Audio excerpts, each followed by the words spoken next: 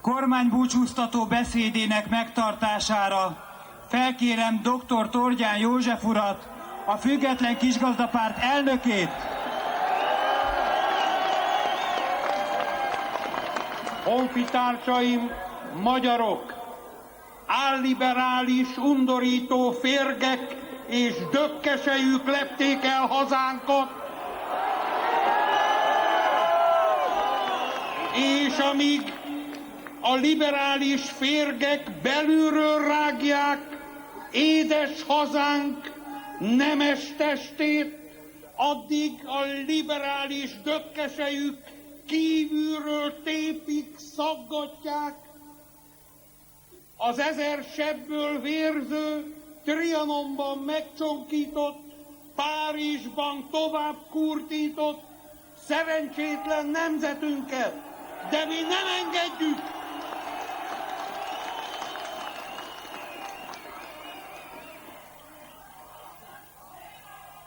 Nem engedjük, hogy Magyarországot 1100 éves Kárpát-medencei tartózkodása idején ellehetetlenítsék, hogy megint a gyepün élő népek szomorú sorsára juttassanak. Elfogadhatatlan, hogy nemzetünket széthordják, elfogadhatatlan, hogy nemzeti kincseink 70%-át elprédálták, idegen kézre juttatták, elfogadhatatlan, hogy 1,5 millió munkahelyet szüntettek meg, és a szorgos, dolgos magyar népből munkanélküliek seregét tették. Ne hagyjuk, ne engedjük a nemzetet tönkretenni. Nem engedték őseink sem 1848-ban, és nem engedjük mi sem. Elfogadhatatlan, hogy a nemzet végórája következzen el, pedig végveszély fenyegeti ezt a nemzetet. Gondoljanak arra, hogy évente eltűnik egy ceglédnyi nagyváros, mert annyival többen halnak meg, mint születnek. És mit tesz erre Horn Gyula és kormánya? A homoszexuálisoknak akar előnyt biztosítani, és a magyar fiatalok pedig nem tudnak házasságot kötni, az asszonyok nem tudnak gyermekeket szülni, mert elveszik a jogosítványaikat, és bezárják szülőotthonaikat.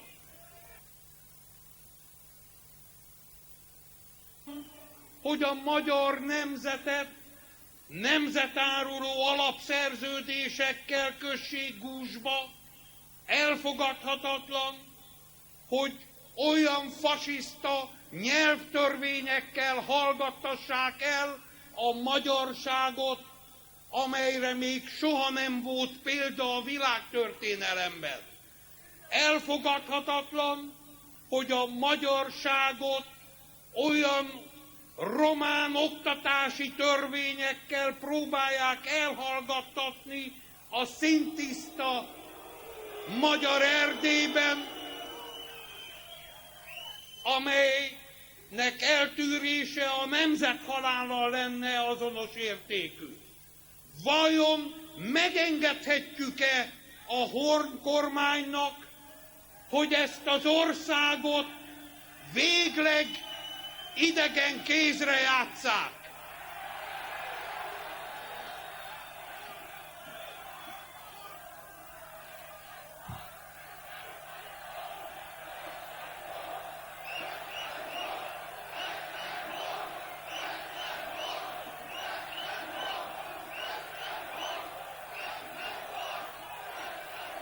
Vajon látják-e a vak, liberál bolsevista kormány tagjai azt a tömeget, amely soha nem látott óriási mértékben és sűrűségben lepte el nem csak a Kossuth teret, hanem ott állnak az Alkotmány utcában, ott állnak a múzeum lépcsőin, ott állnak a Földművelésügyi Minisztérium árkádjai alatt, és körbeveszik valóságos élő láncként a parlamentet. És ha nem akarják látni, akkor én azt kívánom az ország legnépszerűbb emberének, kinevezett vezetőnek, hogy holnap, amikor az üres Kossuth téren az állami zászlót fel fogja húzni, akkor a most a 100 000 fő felett lévő tömeg asszisztáljon az állami zászló felhúzásához, mert akkor elmondhatnák, hogy soha nem látott siker övezte március 15-e nyitóünnepségét. És ha a liberális kormány nem akarja meglátni a tömeget, akkor elég Horn Gyulának kinyitnia az ablakait, hogy meggyőződjön arról, hogy a magyar nép nem kívánja őt. A magyar nép elutasítja azt a nemzetrontó politikát, amelyet Horn Gyula és kormánya folytat.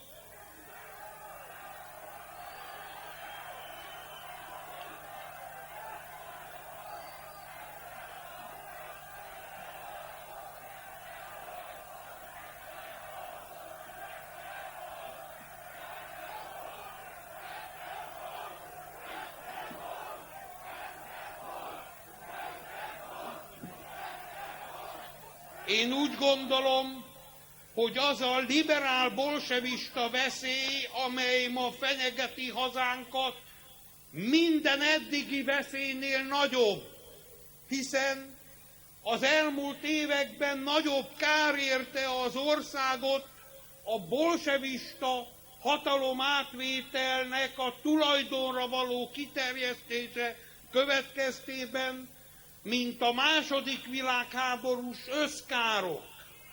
Akkor, amikor eltüntették a nemzeti vagyon több mint 70%-át, önöknek látniuk kell, ez azért történt, hogy a magyar nép cselekvő erejét kössék gúzsba.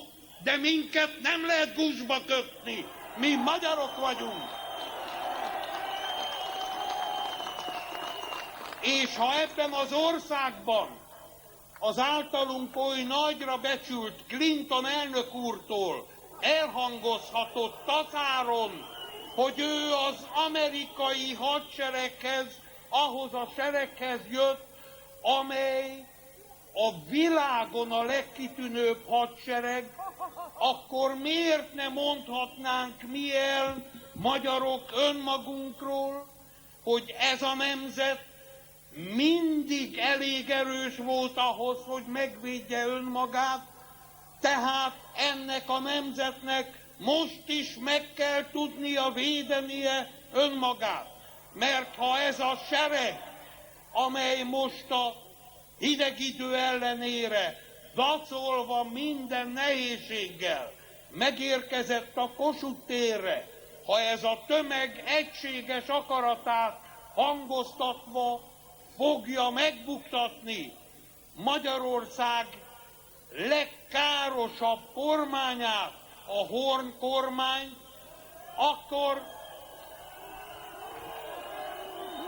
akkor a magyar népnek az a szilárd 100 000-et meghaladó magja, amely itt összezsúfolódott a Kossuth téren, ez ennek az országnak az zászlaját magasabbra tudja emelni, mint emelték az őseink bármikor is nemzetünk fennállása alatt. Mert mi abban hiszünk, hogy ez a nemzet Európa közepén, a 3. évezred küszöbén méltó arra, hogy önmagát arra a magasságba emelje, amely történelmének csúcspontja lehet.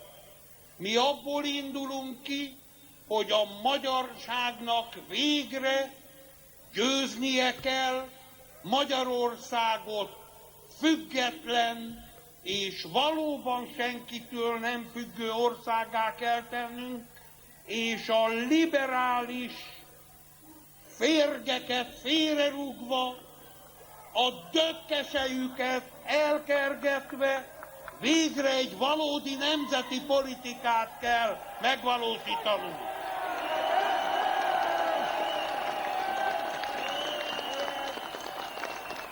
Tavasz közeledik, honfitársaim, és tavasszal a magyar ember féregteleníteni szokott.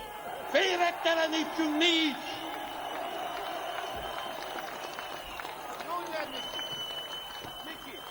Nem engedhetjük, hogy ezt a nemzetet a saját hazájában lehetetlenítsék el. Elfogadhatatlan, hogy ne legyen magyarság tudata ennek a nemzetnek, hogy kiírtsák a magyarság tudatot, hogy ne engedjék az iskolákban tanítani a magyarság tudatot. Elfogadhatatlan, hogy abban a Magyarországban, amely mindig oly bőséggel ontotta a vidéki tehetségeket, ma a vidéket arról lehessen megismerni, hogy ott éheznek elsősorban a gyerekek, ott, ahol az élelmiszerét ennek a nemzetnek megtermelik. De épp úgy elfogadhatatlan, hogy a magyar munkásságból bérrabszolgát csináljanak, hogy a vidéki emberből gazdasági cselédet tegyenek, hogy az egész magyarságból egy kiszolgáló nemzetet hozzanak létre. Ez a nemzet 1848-ra emlékezvén nem tűrheti el, hogy bárki is a saját hazájában ellehetetlenítse a nép tehetségesebbnél tehetségesebb fiait. Vajon miféle leszármazottai vagyunk mi 1848 hőseinek, ha megengednénk, hogy Magyarországon liberalizmus alakuljon ki? Magyarország nem a liberálisoké, hanem a magyaroké. És végre itt az ideje, hogy megértessük a nemzettel, nem fogjuk tűrni, nem fogjuk megengedni a magyarság kifosztását. Mit fogunk tenni? Először is ígérem önöknek a szent forradalmunk évfordulója előestéjén, hogy amikor elérkezik az ideje, amikor itt lesznek az országgyűlési képviselői választások, akkor összefogjuk a magyar nemzetet, összefogjuk a magyarságot azért, hogy soha nem látott hatalmas győzelmet arassunk a liberál bolsevizmus és az idegen érdekek felett. Nehogy valaki félremagyarázza szavainkat. Mi nem idegen ellenesek vagyunk, mi azt valljuk, amit Szent István királyunk vallott az intelmeiben, hogy a külföldieknek biztosítsunk megfelelő lehetőséget, de tudni kell, hogy ez az ország a magyaroké, ezt az országot a magyarok foglalták el, és ebben az országban mindenekelőtt a magyar érdekeknek az érvényesítését kell biztosítani. A Független Kisgazdapárt ígéri, hogy félresöpörve a liberál bolsevista nemzetellenes eszméket, a magyar utat járva fogja biztosítani a magyarság felemelkedését. Nem igaz, hogy Európa közepén, a harmadik évezred küszöbén így kellene élnie a magyar nemzetnek. Annak a magyar nemzetnek, amely mindig meg tudta termelni kenyerét, és amely oly bőséggel tudta ellátni népét élelemmel, és mindazzal, amire szüksége volt, hogy még arra is jutott mindig bőséggel, hogy másoknak is adjunk. De az elfogadhatatlan, hogy most csak másoknak jusson, és nekünk ne jusson semmi. Elfogadhatatlan, hogy olyan idegen érdekek kerekedjenek felül a magyar nemzeten, hogy ma már ne lehessen magyar árukat kapni a magyar piacon, hogy egyáltalán ne legyen belső piac, hogy előfordulhasson, hogy a magyarság kalaplevéve ácsorogjon idegen érdekek alá került bankokban hitelért, és a magyar embernek az életfeltételeit eltapossák, hogy liberális érdekek kerüljenek a magyar érdekek elé. Elég, ha elmennek a 12. kerületbe, és megnézhetik, hogy milyen iskola épül azoknak, akikről a magyar riporter kérdésére mondta el az intézményvezető, hogy ott képezik ki Magyarország leendő vezetőit. De ez az ország Árpád vezér óta maga választotta vezéreit. Amikor úgy kellett, akkor vérének összecsurgatásával, amikor úgy kellett, a Dunajegén, de mindig ez a nép választotta meg vezetőit, és nem tűrhetjük el, hogy idegenek jelöljék ki nekünk vezetőit, mint ahogy azt sem tűrhetjük el, hogy a magyar népet nem magyarok vezessék. Rendkívül fontos, hogy ezt mindenki megértse, és 1848 szellemére esküdvén kérem önöket, esküdjenek velem, hogy a magyarságot megvédik. Esküszünk, rabok tovább nem leszünk. Esküszünk, nem engedjük ezt a népet rabigába dönteni.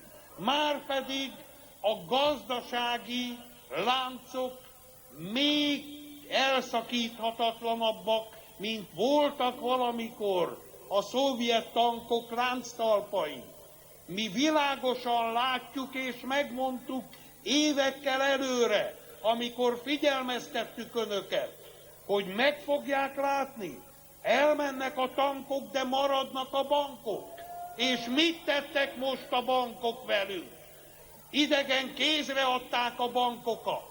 Ma már a bankárok dúskálnak a földi javakban, miközben a magyar népnek olyan égbért juttatnak, ami egykoron a vietnámi vagy tajlandi szerencsétlen gyermekmunkások ébérénél is alacsonyabb. Nem tűrjük, nem engedjük. Ájt kiáltunk a nemzetveszejtőknek, mert nemzetveszejtő az, aki Magyarországon a magyarság életfeltételét akarja elvenni. Nemzetveszejtő az, aki idegen érdekeket akar a magyar érdekek elébe helyezni. És ezért a független kisgazdapártnak összefogván a magyarságot, mindazt a konzervatív erőt, amely a magyarság felemelkedésén akar munkálkodni, mindezt az erőt önmaga mellé kell vennie, és ide soroljuk mi a Nemzeti Szövetséget, ide soroljuk az 56-os szövetséget, ide soroljuk a POPOSzt, ide soroljuk a Világszabadságharcos Szövetséget, ide soroljuk mindazokat, akik a magyarság felemelkedésén munkálkodnak, ide soroljuk a testvérpártunkat, a Kereszténydemokrata Néppártot, ide soroljuk a Demokrata Fórum nemzeti elkötelezettségű, konzervatív gondolkodású,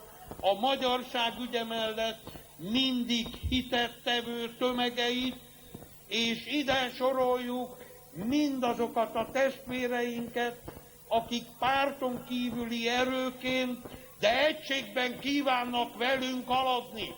Mi együttesen, kéz a kézbe fogunk szembeszállni a liberalizmus ördökével, így fogunk szembeszállni megbonthatatlan egységben a magyarság érdekei ellen törőkkel.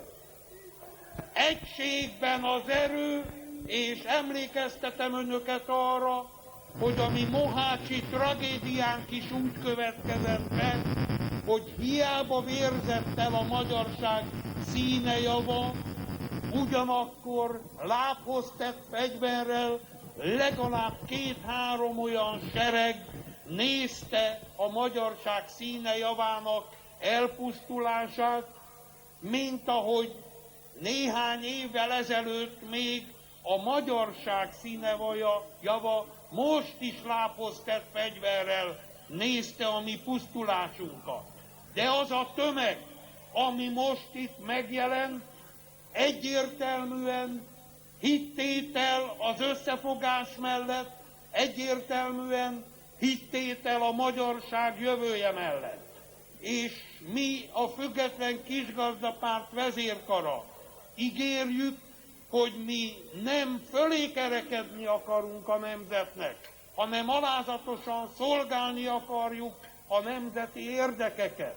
Mi nem engedjük, hogy bárki fölé helyezze magát a magyar érdekeknek, a magyar nemzetnek. Mi egy csapat vagyunk, együtt haladunk, együtt dolgozunk, és együtt fogunk győzni, és együtt fogjuk élvezni győzelmünk eredményét. És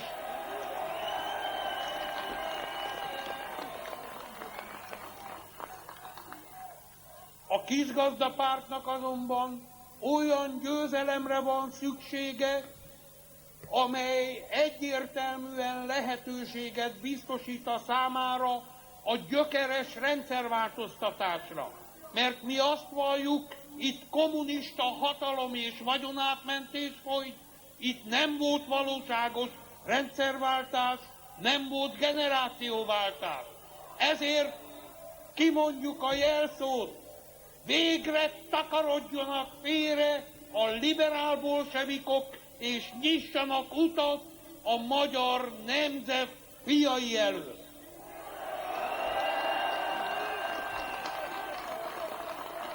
A magyar jövő nem képzelhető el úgy, hogy a munkanélküliek tömege sínlődjön, nem képzelhető el úgy, hogy a magyar nép szabad földmíves, szőlőmíves lakosaiból gazdasági cselédeket kreáljanak, nem képzelhető el úgy, hogy a nemzet javai felett idegenek rendelkezzenek. Nekünk kell megvédenünk a gyerekeinket, nekünk kell biztosítanunk a jövőiket, de nekünk kell biztosítanunk a magyar nép számára a munkalehetőséget is, mert ebben az országban mérhetetlenül sok a teendő. Ha a Független Kisgazdapárt nyerni fog, akkor megígérjük önöknek, keresztes hadjáratot hirdetünk a munkanélküliség ellen. Olyan helyzetet fogunk teremteni, amikor is a család alapját képező családfő munkával ellátottan tudja kenyérrel ellátni a családját. Elfogadhatatlan, hogy akkor, amikor az Észak-Amerikai Egyesült Államok, amelyet még föl sem fedeztek akkor, amikor Magyarország már az európai csúcson volt, és az európai csúcs egyben a világ élvonalát is jelentette, hogy ugyanaz az Észak-Amerikai Egyesült Államok 2002-ben elkezdje a csillagközi űrutazást, mi pedig ne tudjuk biztosítani a magyarság megélhetését, emberi méltósággal élhető életét. Ezért kimondom, mindenkit esküdt ellenségemnek tekintek, aki az emberi méltósággal élhető élet feltételeit nem biztosítja a magyarságnak.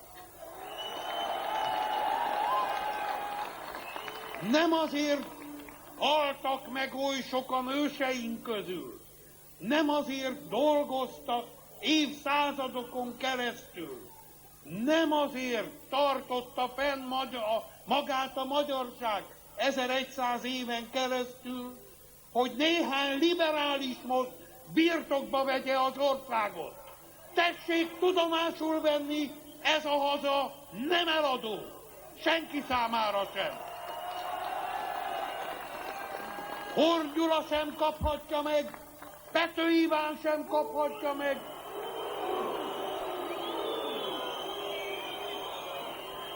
Ez a haza a magyaroké, és mi a magyarok számára fogjuk biztosítani, most még békés eszközökkel. Senki ne kényszerítsen minket arra, hogy kénytelenek legyünk felhívni a figyelmét alkotmányellenes eljárására. Azért vagyok kénytelen fölhívni erre a figyelmet, mert ami most folyik a Magyar Köztársaság országgyűlésében, az a magyar nép akaratának a semmibevétele. Hogy lehet azt kimondani a Magyar Köztársaság parlamentjéről, hogy a magyar népnek nincs joga visszahívni?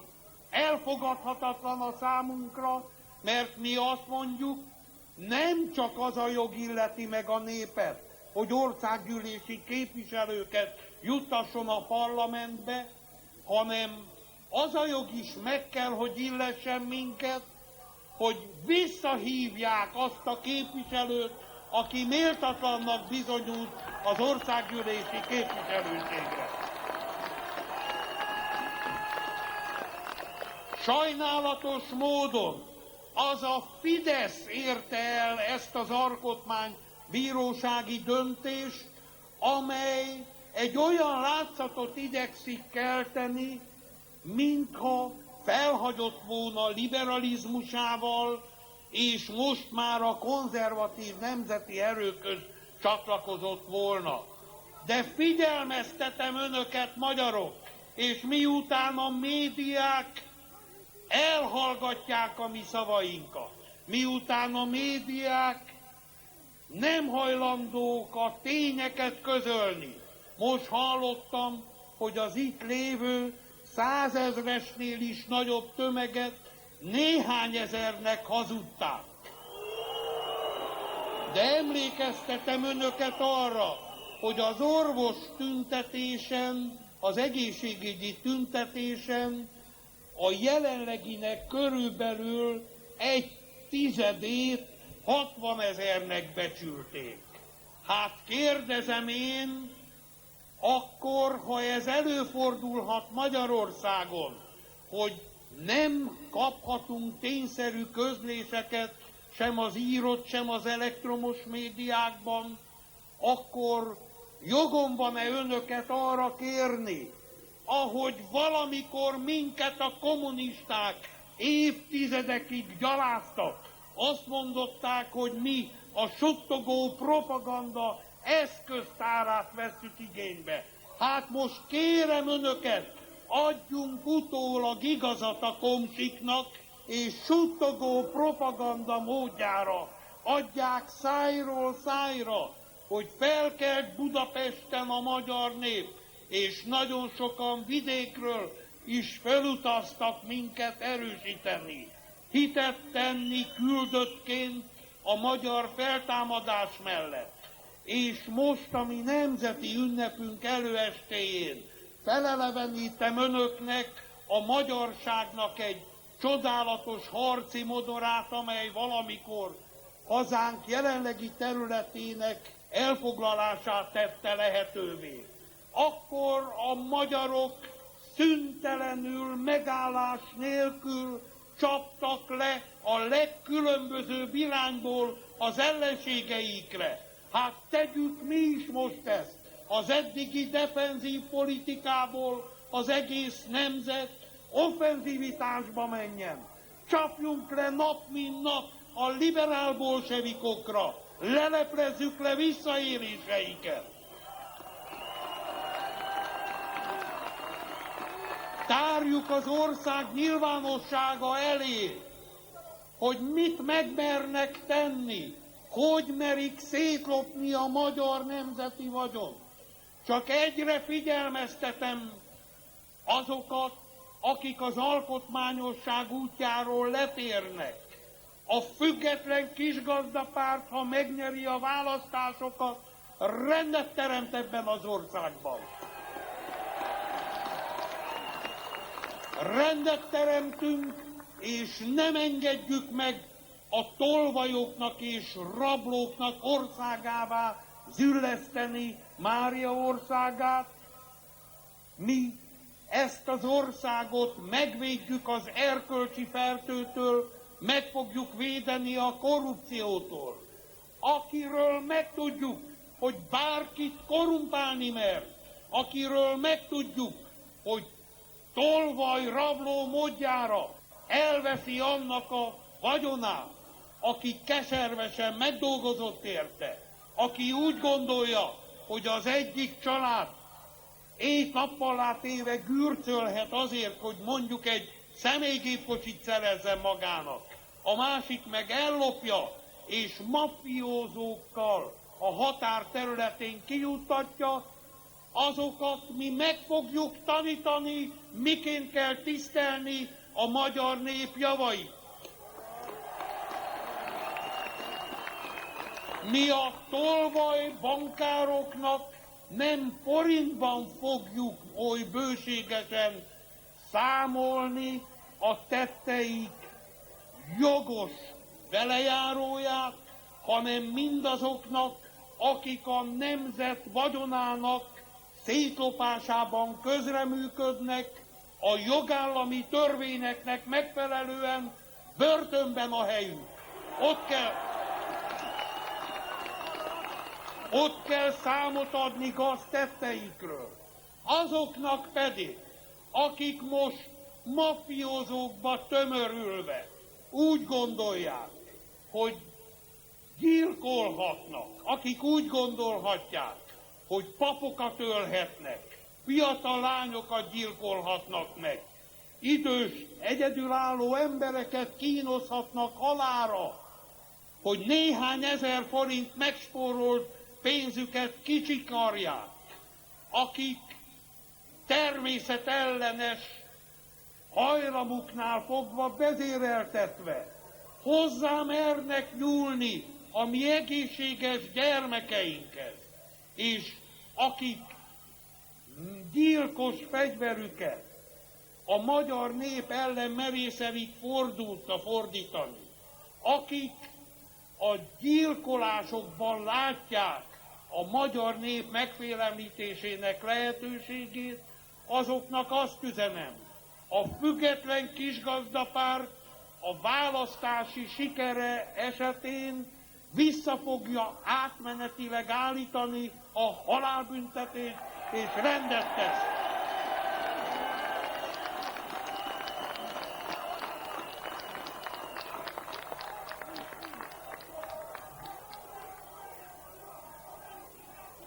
Nem engedhetjük meg, hogy ezt az országot erkölcsi fertő borítsa el, nem engedhetjük meg, hogy a bűnözési hullámok kerekedjenek fölül, mi senkit nem akarunk bántani. Sőt, már most előre ígérem, ha a független kisgazdapárt megnyeri a választást, akkor mindenki számára lehetőséget fog biztosítani a tisztességes élet lehetőségére, a győzelmünk napján amnesztiát hirdetünk, de ha azt megszegi bárki, azt halállal sújtjuk. És úgy gondoljuk, hogy a független kisgazdapárt minden erejét a gazdaságunk rendbetételére kell fordítani. Elfogadhatatlan, hogy a világ legtermékenyebb földje, a legcsodálatosabb éghajlata mellett se tudjon megélni a földmíves, szőlőmíves magyar nép. Elfogadhatatlan, hogy a magyar nép szorgos munkájának gyümölcsét közbensőkereskedők, spekulánsok arassák le. Mi azt ígérjük, hogy természetesen nem fogjuk érinteni a földek tulajdonjogát azoknál, akik a rég elvett földek helyébe visszakapva, azt tisztességgel megművelve a magyar nép jövőjén munkálkodnak, de azokat, akik a magyar népet kifosztva, spekulációs fölvásárlásokkal a magyar néptől elorozták a földjeiket, akik a törvényekben írt mennyiségen felüli földterületeket kaparintottak meg, és mi itt nem leszünk tekintettel arra, hogy ki van a jelenlegi kormánytagjai közül olyan, aki megfeledkezett a törvényes tiszteletéről. Nem leszünk tekintettel arra, hogy a köztársasági elnök úr környezetéből ki volt az, aki megfeledkezett a törvényeink betartásának kötelezettségéről.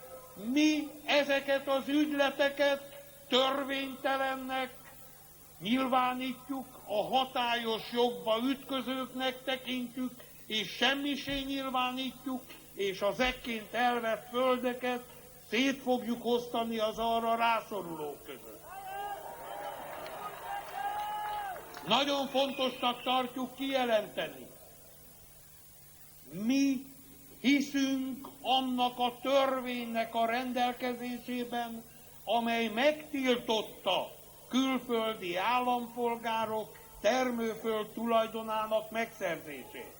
Magyarok, ennek az országnak a területei több mint 2/3 elvették.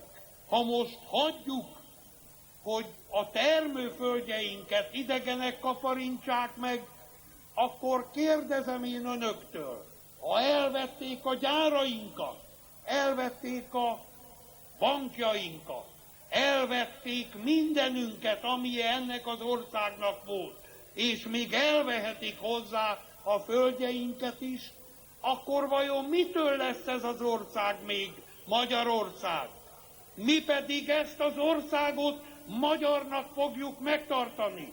Ezért kinyilvánítom, mindazok a külföldiek, akik a törvényeink kijátszásával termőföldeket szereztek meg, esküdt ellenségei hazánknak, és az ő ügyleteiket épp úgy semmisnek tekintjük, mint a spekulánsok ügyletei.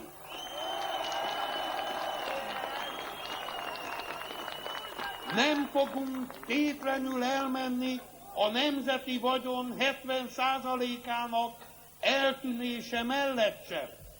Mi azt mondjuk, nem akarunk ebben az országban zűrzavart, de azt mindenképpen elvárjuk, akik ettől a nemzettől jelentős értékeket kaparintottak meg, és bármilyen színezete is volt annak, hogy ők ezt megtehették, mi mindenkitől elvárjuk, hogy azok akként illeszkedjenek be a magyar társadalomba, hogy adják vissza annak egy részét, amit ettől a nemzettől elvettek. Mi rendet akarunk teremteni a privatizációs visszásságok területén is, és azt mondjuk, hogy a nemzet számára kell biztosítani a felemelkedést. A Független Kisgazdapárt meghirdeti, ennek az országnak minden állampolgárát tulajdonossá kell tenni, mert a tulajdon az a forma, ami a legnagyobb nemzetmegtartó erő. Horn Gyula nem tudta megjegyezni, amikor a Független Kisgazdapárt alternatív gazdasági programjából akart valamit idézni, hiába tartotta a papírt reszkető kezében, amelybe leírták neki, hogy mit kell felolvasni, ezért én most emlékezetből megismétlem, és a magyar nép elé tárom ezeket a gondolatokat torzítatlanul. Magyarok, a nemzet megtartó erőt nem a budapesti kávéházakban üldögélő, forgatókönyvíró, anyakönyvi papírmagyarok jelentik, hanem a földműves, szőlőműves magyar nép, mindenekelőtt a magyar vidék, a kis települések, az onnan származó magyarság, akik mindig megvédték a földjeiket, és mindig megvédték a nemzetet.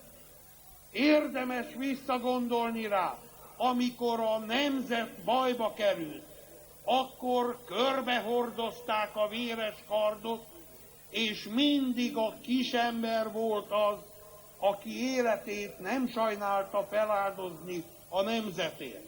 Ezért mi azt mondjuk, 1100 éven át ez a szellem tartotta a magyarságot életben a Kárpát-medencében. Mi pedig azt mondjuk, hogy most ennek a szellemiségnek a jutalma kell, hogy következzék. A magyar nemzet számára meg kell teremteni azt az életfeltételt, hogy ne kelljen aggódva álomra hajtania egyetlen egy családnak sem a fejét, hogy vajon holnap ki fogják-e tudni fizetni a lakbért, a fűtés, a világítás, hogy tudnak-e a gyereknek uzsonnát csomagolni az iskolába. Elfogadhatatlan, hogy azok, akik elárulják a nemzetet, tuskáljanak a javakban, akik pedig a nemzetet föntartják, azok a létminimum körül tengessék az életüket. Mi azt mondjuk, végre a magyarság egésze számára kell biztosítani a tisztességes életfeltételeit.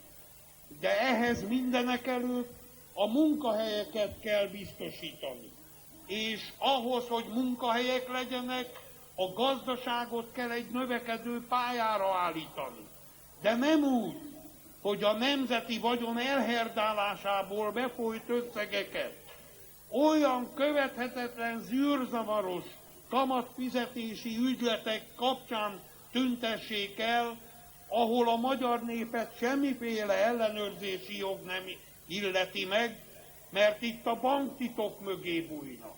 Érdekes, ha önök közül bárki, akinek még munkahelye van, bármit a munkaköpenye zsebében felejt, arra van jogszabály, hogy eljárjanak vele szemben. Aki pedig milliárdokat viszel a magyar nemzettől, azzal szemben nincs törvényes eljárásra jogszabályi lehetőség. Ez nem igaz. Emögé bújnak a magyar nemzet kifosztói, mert arra hivatkoznak, hogy itt joghézag van, hogy nincsen törvényes lehetőség az eljárásra. Mi pedig azt mondjuk, a jelenlegi hatalomnak szándéka nincs arra, hogy eljárjon a tolvajokkal, a rablókkal szemben. Azt mondjuk, hogy ezt a magyar népet így módon akarják kifosztani, amikor a magyar nép jogairól van szó, akkor azt mondják, alkotmányellenes, hogy a népnek bármilyen joga legyen, amikor a saját jogaikról van szó, akkor pedig minden megengedett. Gondoljanak arra, hogy önök hiába választották meg a Magyar Köztársaság országgyűlésébe azt a 6 parlamenti pártot, amely a parlamentet eddig képezte, egyesek, és itt kimondom, Szabó Iván, Kónya Imre és mások úgy gondolják, hogy a magyar néppel eljátszhatják, hogy bemennek a templomba katolikusként, és kijönnek reformátusként. Mi azonban azt mondjuk, hogy önök se nem katolikusok, se nem reformátusok, hanem pogányok, akik a magyar nemzet jogait semmibe veszik, mert elfogadhatatlan, hogy választás nélkül a választópolgárok akaratát kijátszva egy újabb parlamenti pártot hozzanak létre. Mi értelme van akkor a választásoknak, ha bárki utólag azt mondhatja, nem érdekli őt a választás eredménye, majd ő fog egy pártot bejuttatni a parlamentbe. Mi azt mondjuk, hogy Kónya Imrének és társainak le kell mondaniuk a mandátumukról, adják vissza a magyar népnek a mandátumát, akkor járnak el becsületesen, nem pedig akkor, ha a liberál kommunistákkal összejátszva a kormány többségtől kapott támogatással illegitim voltukat igyekeznek legitimmé tenni. És én úgy gondolom, amikor a parlamentről van szó, akkor látni kell, hogy elfogadhatatlan az az irány, amelybe halad a Magyar Köztársaság országgyűlése. Elfogadhatatlan az, hogy szűk csoport érdekek kerüljenek a magyar társadalom érdekei fölé. Elfogadhatatlan az, hogy Gál Zoltán házelnök úr megengedhetőnek tartsa, hogy az elnöki kötelező pártatlanságot félretéve állandó jelleggel súlyosan diszkriminálja a Független Kisgazdapártot, és különösképpen annak vezéregyéniségeit, frontembereit. Elfogadhatatlan, hogy más mércét alkalmazzanak a népre, és más mércét az országgyűlésre. A Független Kisgazdapárt megígéri, hogy a választási győzelme esetén rendet teremt etéren is. Szerintünk nincs joga a vezetésnek testőrök mögé bújnia, aki meri vállalni az állami vezetéssel járó felelősséget, annak vállalnia kell, hogy időnként a magyar nép elé álljon, nem testőrökkel, hanem egyedül adjon számot magatartásáról, ne állami kocsikból szálljon ki, hanem menjen a nép közé, éljék a nép életét. Ezt a feltételrendszert fogja a Független Kisgazdapárt megteremteni választási győzelme esetén. De mi nem kívánunk a választásokkal végeláthatatlan időkig várni. Mi azt mondjuk, hogy egy demokratikus jogállamban egy olyan mércét lehet alkalmazni a népszavazással, amely egy olyan lehetőséget ad a népszavazás kezdeményezőinek, hogy a néppel mérettessék meg, hogy vajon a korábbi választásának eredményét fenn kívánja tartani, vagy sem. Arról van szó, hogy Horn Gyuláék kaptak 1.500.000 forint aláírást a választások alkalmával. Ehhez ők megtévesztették a magyar népet.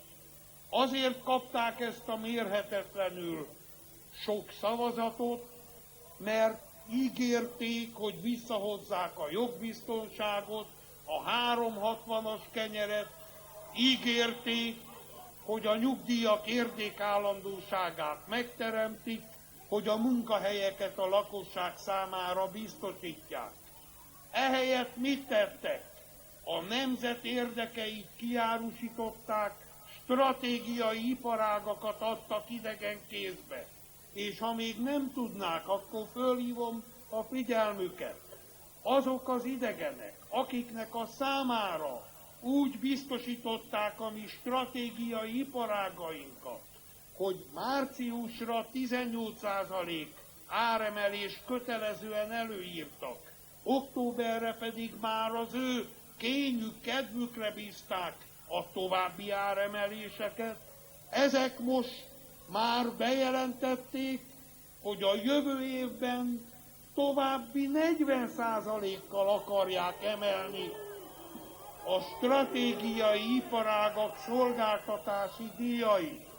Hát kérdezem én, meddig srófolható a magyar nép idegrendszere, meddig fosztható ki a magyarság, és hol kezdődik a hazaárulás, és hol kezdődik a kötelessége az állami vezetőknek, hogy a hazaárulással forduljanak szembe.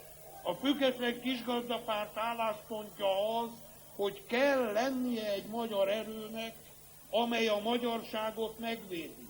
Emlékeztetném önöket arra, a Független Kisgazdapárt 88 évvel ezelőtt jött létre azért, mert a magyar népet sanyargatták.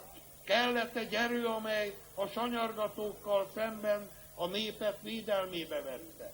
1930-ban a békési programban azért újultunk meg, mert akkor a gazdasági világválság megint a magyar népet sanyargatta. Soha nem látott nyomor volt akkor Magyarországon, és a Független Kisgazdapártra szükség volt, amely a nyomor ellen fellépett. És 1945-ben, amikor porig rombolták Magyarországot, akkor a magyar nép, és elsősorban önök, akik most itt megjelentek nagy tömegben, a budapestiek adtak bizalmat a Független Kisgazdapártnak, és több mint 50%-ot értünk el a budapesti választásokon, és azután a Kisgazdapárt bázisát jelentő vidék egy emberként állt a Kisgazdapárt mellé, és az országos választásokon már 57,7%-ot értünk el. Most én kimondom, még nagyobb összefogásra van szükség. Még nagyobb szükség van ma arra, mint 1945-ben, hogy a magyar nép egységesen tudjon fellépni a jövője biztosítása ügyében.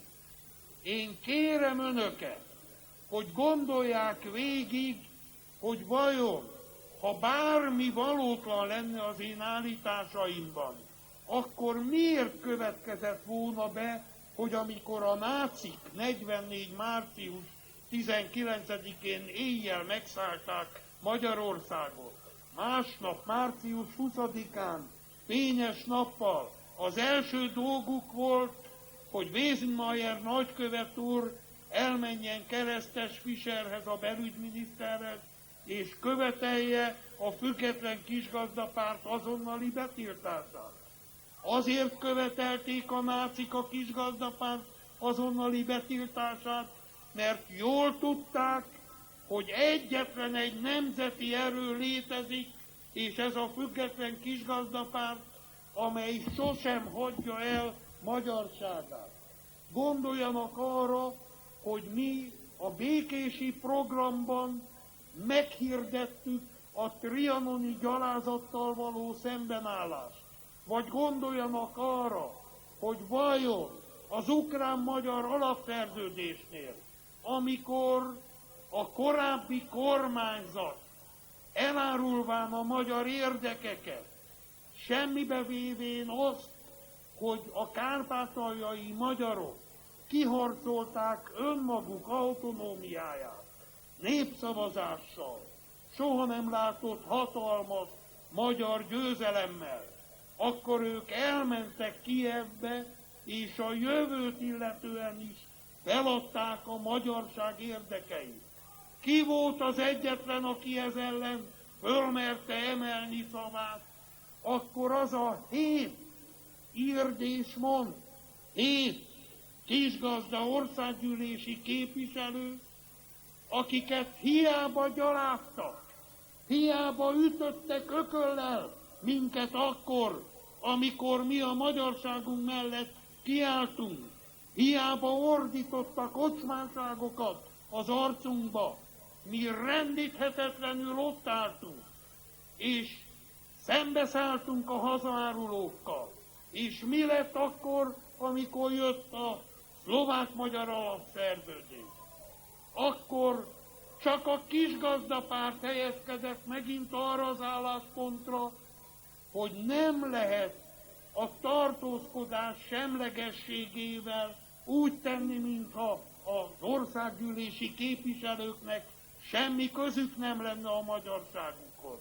Mert a Fidesz, a Demokrata Fórum és sajnálatos módon a Kereszténydemokrata Néppárt egységesen tartózkodást javasolt, mi pedig azt mondottuk, hol lenne ma Magyarország, ha mondjuk a mi Árpád vezérünk tartózkodott volna, vagy hol lenne Magyarország, ha Dobó István egri válkapitány tartózkodott volna, amikor a 150 000 törökre rátekintett, vagy hol lett volna Magyarország, ha Zrínyi Ilona tartózkodott volna, vagy második Rákóczi Ferenc, vagy Kossuth Lajos tartózkodott volna, vagy tartózkodtak volna 56 hősei, a 10 éves gyerekek, akik a szovjet tankokkal szemben drága, ártatlan életüket egy szál benzines palackkal a kezükben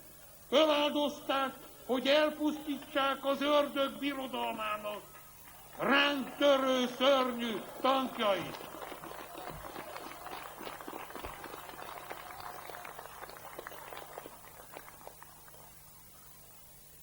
És amikor mi az 56-os hősökről, az ártatlan gyerekekről beszélünk, akkor arról is szólunk, hogy nem árulhatják el önök sem a mi 56-os gyerekeinket. Nem árulhatják el azokat sem, akiket ezen a téren gyalázatos módon a Földművelésügyi Minisztérium tetejére állított géppuskákkal és szovjet tankokkal lőttek agyon. Fegyvertelen, becsületes, a hazájukért aggódó magyarokat. És mi úgy gondoljuk, ahogy kiállt a független kisgazdapárt a gyalázatos szlovák-magyar alapszerződés ellen, ez a kiállás kötelezi a magyar népet is, hogy önök is álljanak ki a magyarság megmentése mellett, töretlenül harcoló független kisgazdapárt és a mellé sorakozó erők mellett. És mi azt mondjuk, elkészítettük azt a programot, amely nemzetmentő program, amely a magyarság felemelkedésének programja. Ezt a programot mi tűzzel, vassal, bármi áron megvalósítjuk, és a magyarságnak gyors felemelkedést fogunk biztosítani. Ehhez minden feltétel adott, de ehhez szükség van a magyar nép töretlen támogatására, és arra, hogy egységesen lépjünk fel a nemzetrontókkal szemben. Mi abból indulunk ki, hogy Magyarországot a független kisgazdapárt 1945-ben rövid 2 év alatt úgy tudta talpra állítani, hogy a világ legkitűnőbb közgazdászai, a nyugati közgazdászok is azt mondották, még az ezredfordulóra sem tudunk talpra állni. De a magyarságot nem csak talpra állította a független kisgazdapárt, hanem soha nem látott fejlődést indított el.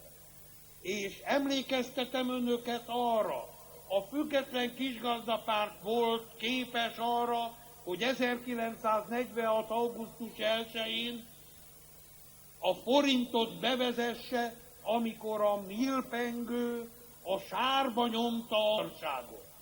És hiába racsolta Bauer Tamás hitetlenkedve, hogy ezt mi meg tudtuk tenni, amit ők hirdettek magukról, azt a Független Kisgazdapárt tette, mert mi tudtuk és mi mertük. Ők pedig a bolsevizmus szoknyája alá bújtak, holott a parlamentbe harcos antikommunista jelszavakkal jutottak. De most végre tiszta vizet kell önteni a pohárba. A Független Kisgazdapártnak ma van 70 000-es tagsága és több mint 2000 alapszervezete. Ennek az erőnek most olybá kell növekednie, hogy minden településen ott legyenek a kisgazdapárti egységek, és ahol még nem alakultak volna meg, most ünnepi előesténken szólítom fel a lakosságot, alapítsák meg a kisgazda szervezeteket, hogy ott legyen a kisgazda erő, amikor jön a választás napja, hogy bolsevista, liberalista mahinációkkal ne tudják a magyarság győzelmét megakadályozni. És mi azt mondjuk, a magyar nép türelme elfogyott. Mi nem akarunk várni 88-ig. Nem akarjuk, hogy olyan karámokba tereljék a magyar népet, amelynek külföldi államadóság, belföldi államadóság, termőföld kiárusítás, nemzeti vagyon elherdálása, munkanélküliség a főbb jellemzői. Mi azt mondjuk, hogy nekünk a munkanélküliséget fel kell számolni, erre kell törekednünk, mert hiszen az Isten haza család jelszó minket erre kötelez. Mi azt mondjuk, hogy ahhoz, hogy az országot fel lehessen virágoztatni, termelés kell, növekednie kell az országnak, utakat kell építeni, és nem csak strádákat. Vegyék tudomásul, a tanyákon is emberek élnek, csöppet sem kevésbé pontos emberek, mint mi. A haza számára ők jelentik a töretlen föntarthatóságát a magyarságnak, és nekik is meg kell építenünk a bekötőutakat, ismét ipart kell teremtenünk magunknak, ismét meg kell teremtenünk mindent, ami az ország felvilágoztatásához vezet.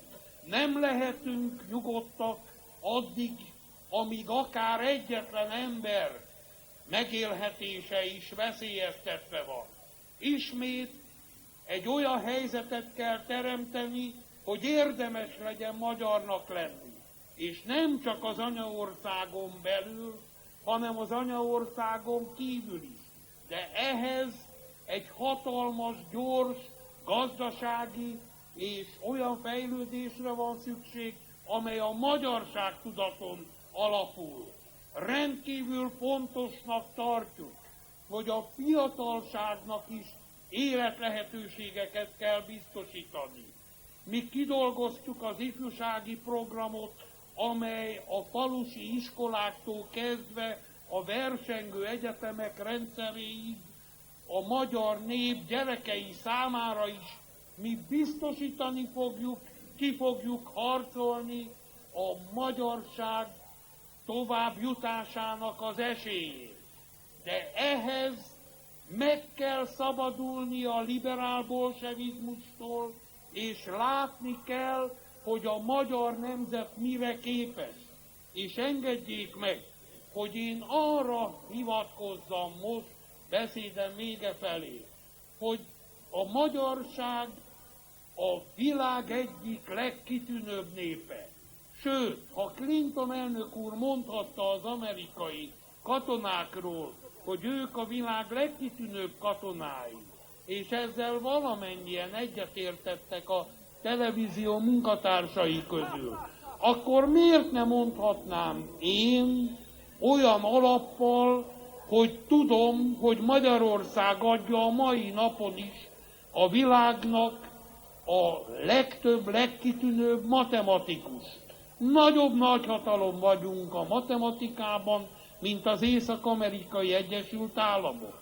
Vagy gondoljanak arra, hogy vajon az Észak-Amerikai Egyesült Államok megvalósíthatta volna-e az atom- és hidrogénbomba megalkotását, ha nincsenek ott a magyar tudósok, azok, akik ezt az emberi szellemi teljesítménynek csodálatosat, sajnálatos módon az emberiségre ugyanakkor annyi sok veszélyt jelentő, óriási szellemi produktumot végrehajtották.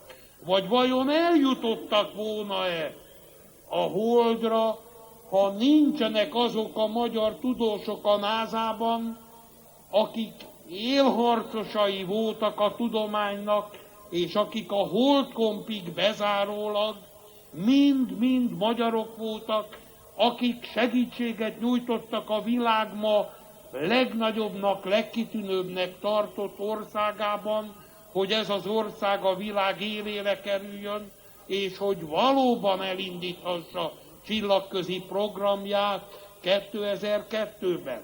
De kérdezem én, hát vajon nem Magyarország adta a világnak a legtöbb Nobel-díjas tudóst? De bizony mi adtuk a legtöbb Nobel-díjas tudóst. Többet adtunk a világnak, mint az Észak-Amerikai Egyesült Államok, meg a szovjet utódállamok együttvéve. Mi ez a pici Magyarország? És én abból indulok ki, amikor a magyarság jövőjét végig gondolom, amikor azért szállok harcba, hogy a magyarságot soha nem látott magasságba lehessen ismét felemelni. Ha egyszer igazak ezek a csodálatos dolgok, amiket elmondtam, márpedig az utolsó szóig igazak, akkor vegyék még tekintetbe, hogy ez a nemzet adta a világnak a legtöbb jelentős és bejegyzett találmánynak, feltalálónak a szerzőjét. És gondolják végig, a mai napig mi adjuk a nyerteseit az összes ifjúsági szellemi olimpiának. Mi adjuk a számítógépes versenyben a nyerteseket a világnak. Tehát a magyarság a szellemi produktumát tekintve ott van a világ csúcsán. És ugyanakkor nem hiszem, hogy lenne szorgalmasabb nép, mint a magyar.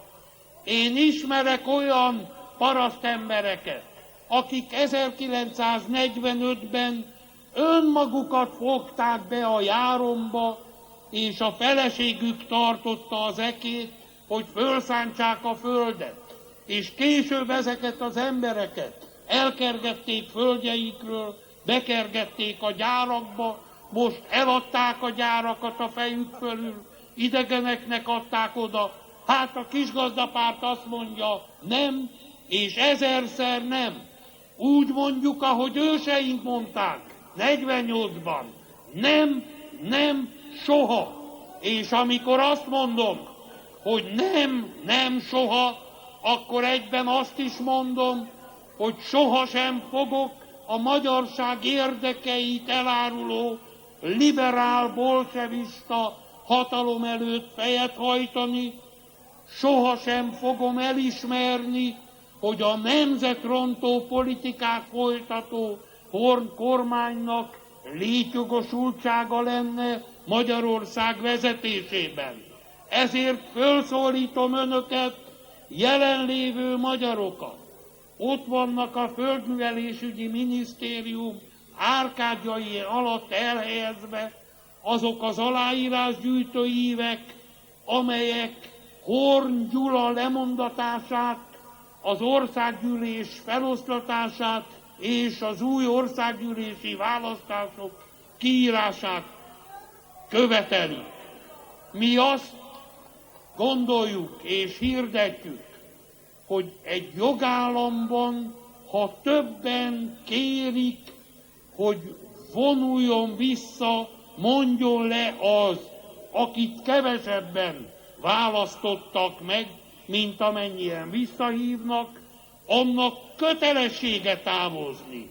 De ha nem távoznának, a független kisgazdapárt megmutatja számukra, merre van az út az ajtón kifelé.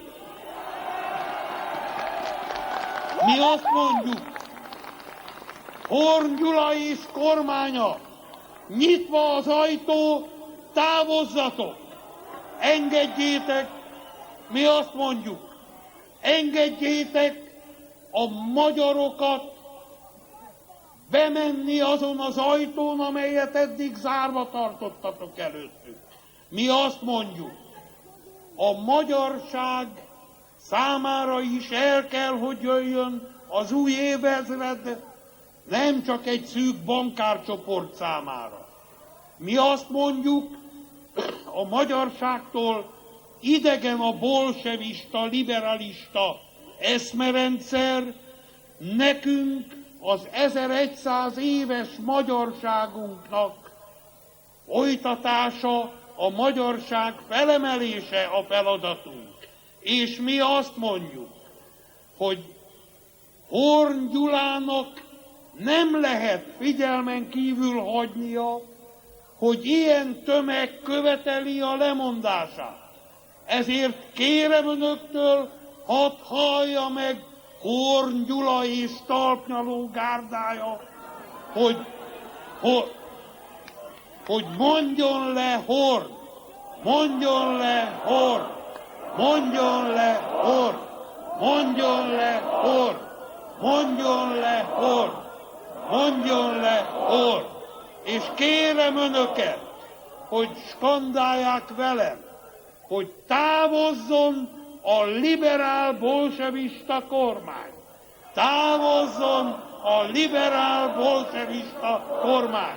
Távozzon a liberál bolsevista kormány.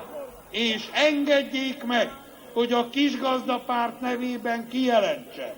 Ha összegyűlnek az aláírások, akkor mindazokban a megyékben, ahol több aláírás gyűlt össze, mint amennyivel Horn Gyulát megválasztották, abban a megyében ünnepélyesen kijelentjük, hogy Horn Gyula és kormánya megbukott, abban a megyében alkotmányon kívül helyezi önmagát Horn Gyula és kormánya, ha nem mond le.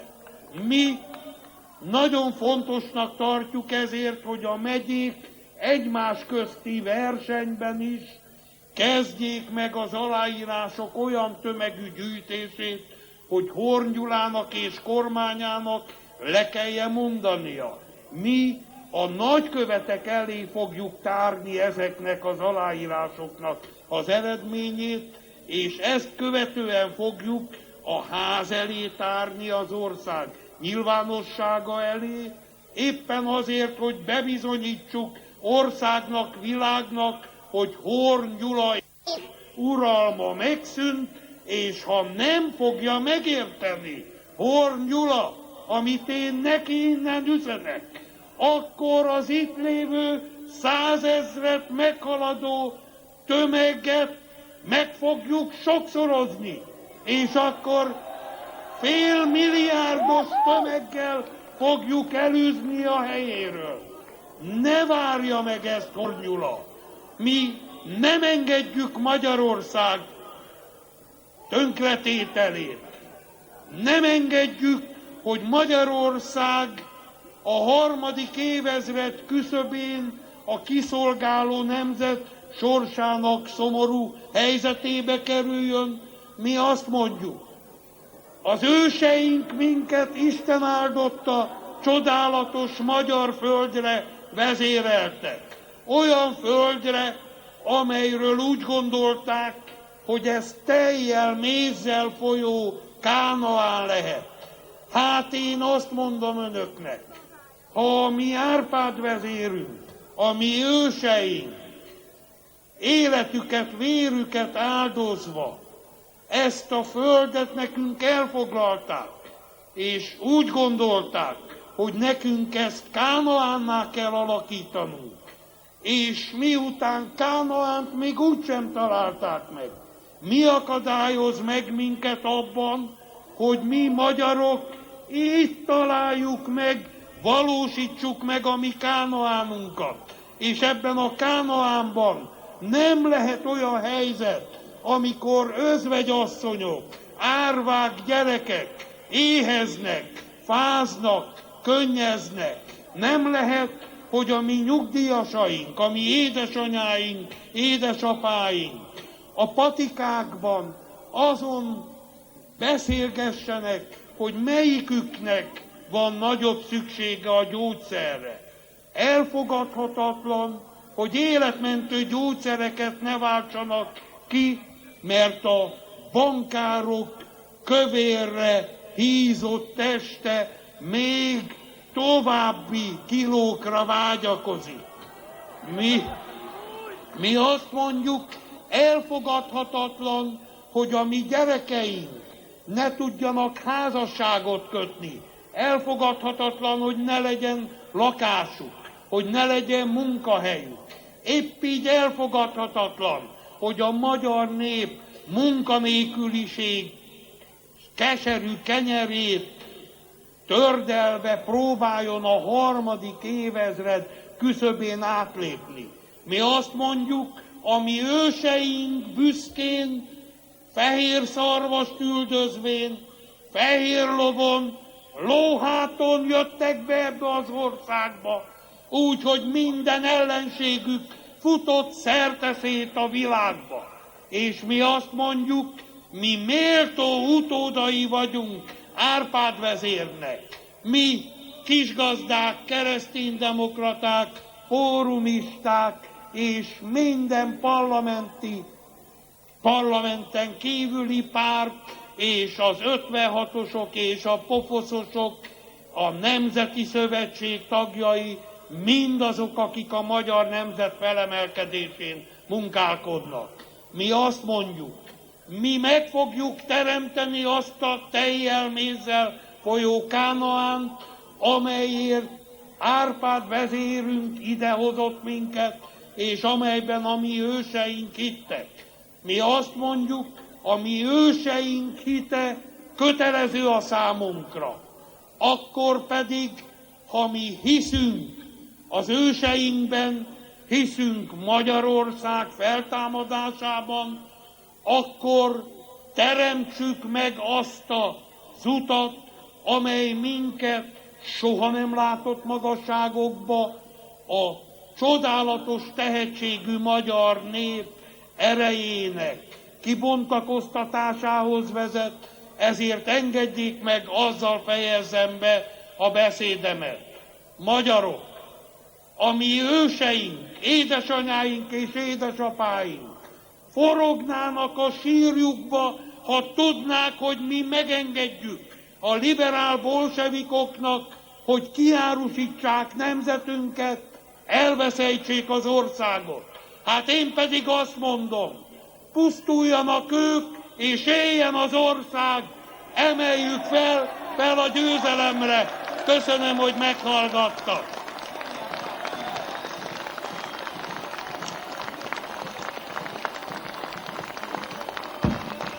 És most kérem önöktől, skandáljuk együtt, távozzon Horn! Hallja meg! Távozzon Horn! Távozzon Horn! Távozzék Horn! Távozzék Horn! Távozzék Horn! Távozzék Horn! Távozzon Horn! Éljen Magyarország! Éljen Magyarország! Éljen Magyarország! Éljen Magyarország! És most engedjék meg, hogy mielőtt arra kérném önöket, hogy együtt énekeljük el a himnuszt, és ezzel fejezzük be a ma estét. Engedjék meg, hogy azt mondjam, hogy az élőláncnak azért nem látom értelmét, mert az élőlánc teljesen körbevette a parlamentet, lent pedig a sötétbe egyébként sem volna lehetőség lemenni.